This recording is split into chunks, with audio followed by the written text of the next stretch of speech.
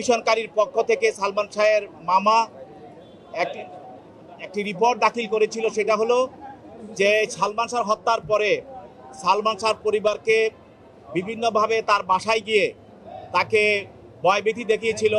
এই মামলার 12 নম্বর আসামি ফরহাদ ওই মামলায় 164 দিয়ে এই সালমান শাহ হত্যা মামলার স্বীকারোক্তিমূলক জবানবন্দি দেয় এবং সেখানে কারা কারা তাকে হত্যা করেছিল, কিভাবে হত্যা করেছিল সেটা সে বর্ণনা করে।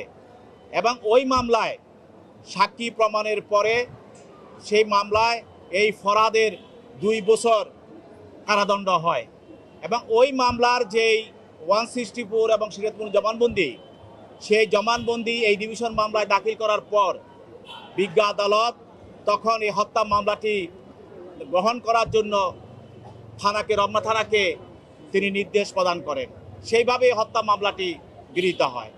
তো আজকে আমরা বলেছি, যেহেতু একটি চাঞ্চল্যকর হত্যা মামলা, এই মামলায় রহস্য উদ্ঘাটনের জন্য এই মামলার সঙ্গে আর কারা কারা জড়িত আছে এবং অন্যান্য আসামিদের অবস্থান জানার জন্য এবং এখানে যে টাকা পয়সার লেনদেন হয়েছে সেগুলি বের করার জন্য এবং কার প্ররোচনা এবং কার নির্দেশে সে পালিয়ে যাওয়ার চেষ্টা করেছিল যেন মামলাটা তদন্ত ব্যাঘাত ঘটানোর জন্য, সেই বিষয়টা আমাদের দেখা দরকার। সেই বিষয়ে তদন্তকারী কর্মকর্তা আদালতে উপস্থাপন করেন এবং তার পক্ষে তার আইনজীবীরা তারা বক্তব্য রাখেন এবং তারা অতীতের কিছু মিথ্যা রিপোর্ট তারা বক্তব্য রাখেন, যে রিপোর্টগুলি পরবর্তীতে আদালত কর্তৃক নাকচ করা হয়, সেই রিপোর্টগুলি আদালতে বলেন।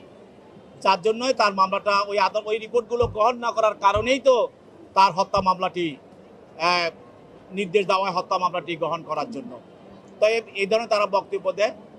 বিজ্ঞ আদালত উভয়ের বক্তব্যের পরে তার বিরুদ্ধে 5 দিনের রিমান্ড মঞ্জুর করে তাকে অধিকতর জিজ্ঞাসাবাদ করার জন্য এবং এই মামলার রহস্য উদ্ঘাটনের জন্য তদন্তকারী কর্মকর্তার হাতে তাকে সোপর্দ করেন। আমরা ইতিমধ্যে দেখেছেন যে সারা জাতি আজকে সালমান শাহের হত্যা মামলার বিষয়ে উদ্বিগ্ন এবং আজকে দেখেন আদালতে সালমান শাহ যে টুপি পরত, সালমান শাহ যে মাথায় রুমাল পরত এবং সে যে জামা গায়ে দিত, সেই ধরনের ড্রেস পরে আজকে হাজার হাজার মানুষ আদালতে 30 বছর পরেও তারা আজকে আদালতে আসছে। তা আমরা চাই যে এখানে ন্যায় বিচার প্রতিষ্ঠিত হোক, দোষীরা শাস্তির আওতায় আসুক এবং যারা নির্দোষী তারা যেন মামলা থেকে রেহাই পায়।